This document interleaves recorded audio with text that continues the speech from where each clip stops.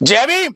साथियों, उत्तर प्रदेश के जनपद मेरठ से दिल को दहला देने वाली घटना सामने आई है, जहां एक दलित बेटी अपनी मां के साथ खेत पर जा रही थी और कुछ है सामाजिक तत्वों के द्वारा उस बेटी का रास्ता रोका गया, जबरन उसको अगवा करने का प्रयास किया। और जब मां के द्वारा विरोध किया गया, उसको रोका गया, तो उन हरामखोरों के द्वारा उस मां का फरसे से सर फाड़ दिया गया और साथियों इलाज के दौरान उस मां की मृत्यु हो गई। और आज अभी तक 24 घंटे से ज्यादा बीत चुके हैं, मां की डेड बॉडी घर पड़ी हुई है, लेकिन उस लापता बेटी का कुछ भी अता पता नहीं है। पुलिस ना अपराधियों को पकड़ पाई है, ना पुलिस उस बेटी की कोई खोजबीन कर पाई है।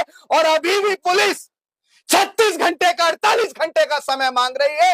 अरे शर्म आनी चाहिए तुम्हें। मैं सवाल करता हूं उत्तर प्रदेश के माननीय मुख्यमंत्री जी से, मैं पूछना चाहता हूं, आप कहते हैं कि उत्तर प्रदेश के अंदर अपराधी अब अपराध नहीं कर सकता है, उसके दिल में कानून का बहुत डर है। अरे कहां गया आपका कानून का डर, जब सुबह 8 बजे एक मां के साथ एक बेटी खेतों पर नहीं जा सकती है और देश के गृह मंत्री जी कहते हैं कि उत्तर प्रदेश के अंदर एक 16 साल की लड़की सोने के आभूषण पहन के भी रात को 12 बजे घर से बाहर निकल सकती है और अपने आप को सुरक्षित महसूस करती है। मैं गृह मंत्री से कहना चाहता हूं, यह वही उत्तर प्रदेश है जिस उत्तर प्रदेश में आपकी सरकार है, भारतीय जनता पार्टी की सरकार है और आपके बुलडोजर बाबा की सरकार है, जो अपराधियों के घरों पर बुलडोजर चलाते हैं। लेकिन एक दलित के साथ इस तरह का कृत्य हुआ है कि हम ये मान ले मुख्यमंत्री जी, आपका बुलडोजर सिर्फ किसी मुसलमान के घर पर चलता है, किसी दलित के घर पर चलता है या किसी ओबीसी के घर पर चलता है, क्या आपका बुलडोजर आपके सहजातियों के ऊपर नहीं चलेगा? लेकिन मुख्यमंत्री जी, मैं आपसे कहना चाहता हूं कि अपराधियों की कोई जाति नहीं होती है, अपराधियों का संरक्षण नहीं करना चाहिए।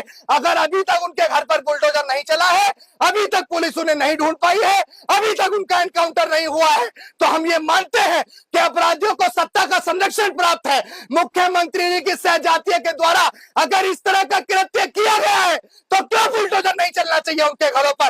क्या इससे बुरा कोई कांड हो सकता है कि एक मां के सामने उसकी बेटी को अगवा करने का प्रयास किया गया, मां का फरसे से सर फाड़ दिया गया, 24 घंटे से ज्यादा का समय बीत चुका है, मां की इलाज के दौरान मौत हो गई है, बेटी का अता पता नहीं है, और कितना शोषण करवाओगे उत्तर प्रदेश के मुख्यमंत्री जी? इन अपराधियों को चाहे बिल में से ढूंढ के लाओ।